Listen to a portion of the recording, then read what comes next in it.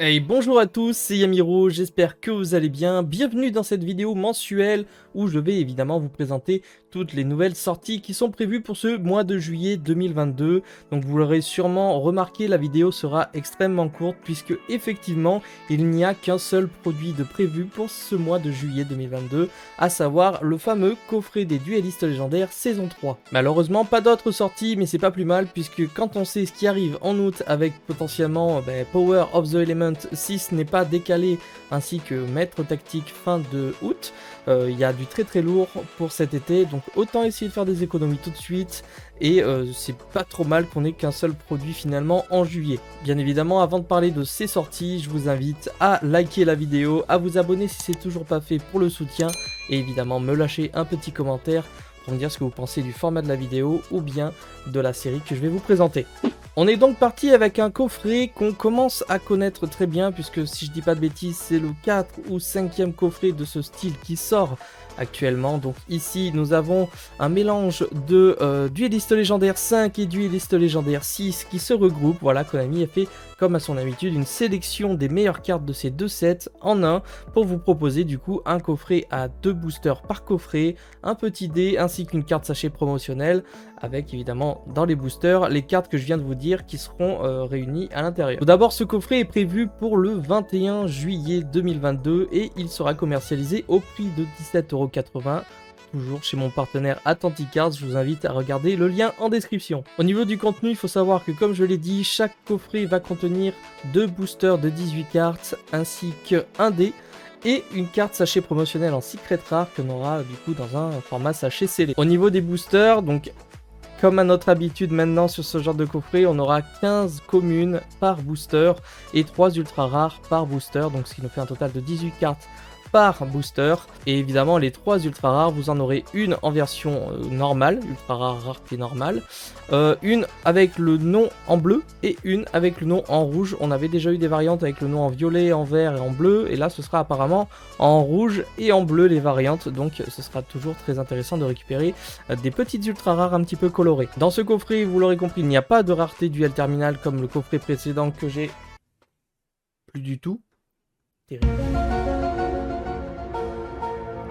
Enfin bref, il n'y a pas de rareté duel terminal dans ce coffret, ce sera vraiment que des ultra rares que vous aurez par booster et une secret. Parmi les secrets, il y aura, je pense, de très bonnes sélections à récupérer. Et donc, on va sans plus attendre passer un petit peu au récap de cette série-là et de savoir grosso modo ce que vous pouvez retrouver à l'intérieur. Parmi évidemment les meilleures cartes qu'on peut retrouver à l'intérieur, normalement, je dis bien normalement, on pourra retrouver parmi les cartes de LED5, les meilleures étaient Prédaptition, qui est monté en flèche suite à l'engine d'Espia qui est arrivé, Trifeo Veritum, qui est une fusion énorme pour les Prédatlantes également, Fléau Malveillant et Or Aduste, qui sont deux monstres héros élémentaires très demandés et toujours très intéressants à récupérer. Et enfin, parmi LED6, nous aurons les Magiciens des Ténèbres, la carte fusion très intéressante qui va être rééditée. Âme des magiciens, pareil, une ancienne secret qui était dans Brawl. Et nous avons encore un héros élémentaire réédité de très intéressant, je veux parler bien évidemment de Soldat Liquide.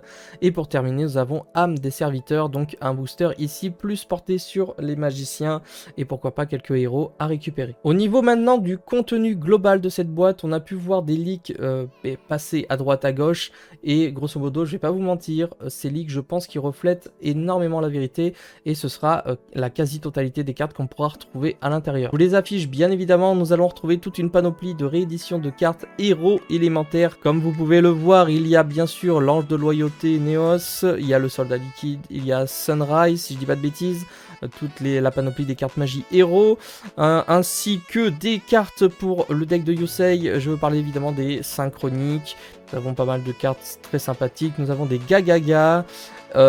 Ensuite, bien évidemment, nous aurons une sélection de nouvelles cartes OCG qui vont arriver et ça je vous en parlerai tout de suite après. On va continuer dans le descriptif de cette série avec ici beaucoup plus de cartes de LED5 et je vais y arriver, avec notamment pas mal de cartes de Bakura. Donc on a Necrophir des Ténèbres, on a pas mal de petites cartes, le fameux tableau final, un petit Sangan, des petits trucs très intéressants.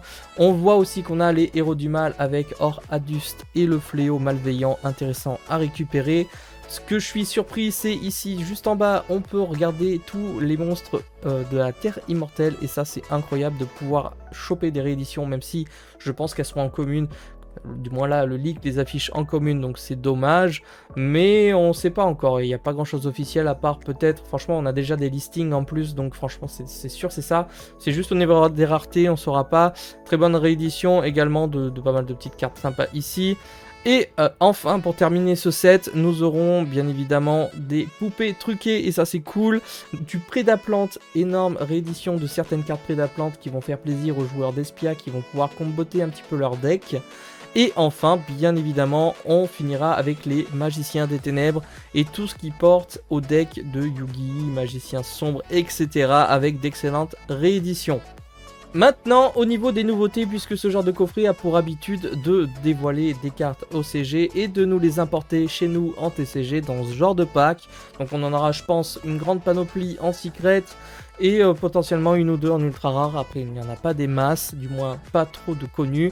Je vous les présente bien évidemment. Nous avons une sorte de Gearfried, de je sais pas trop quoi. C'est un... Je crois que c'est un guerrier de mémoire, il ressemble à la fusion jouée par Joey, si je dis pas de bêtises. Ensuite, nous avons un nouveau dragon à effet, monstre de compagnie de Damarpi, j'ai l'impression, qui sera très intéressant. Nous aurons ensuite le fameux dragon, je crois que c'est Blaster ou Blader, je sais plus du tout, c'est un monstre dragon de Kaiba de tête. Et enfin, nous aurons cette magnifique carte qui reprend l'elfe mystique de Yugi et le dragon blanc aux yeux bleus de Kaiba. Donc je ne sais pas encore quel sera l'effet et dans quel deck on pourra l'inclure. Encore une fois, je pense qu'on peut très facilement retrouver avec les infos OCG qu'on a à ce jour. Et sinon, je vous ai pas menti, c'est à peu près toutes les infos qu'on a, c'est déjà pas mal, on sait globalement tout ce qu'il y aura dans ce coffret. Et c'est bien évidemment la seule sortie de ce mois de juillet. Donc j'espère quand même avoir été le plus clair possible, avoir essayé de passer au mieux tout simplement cette série pour que vous puissiez savoir si vous voulez l'acheter ou non. Personnellement, je vais bien sûr en avoir. J'espère avoir la chance de vous présenter ce set en avant-première sur ma chaîne. Donc ça, on verra selon Konami, bien évidemment.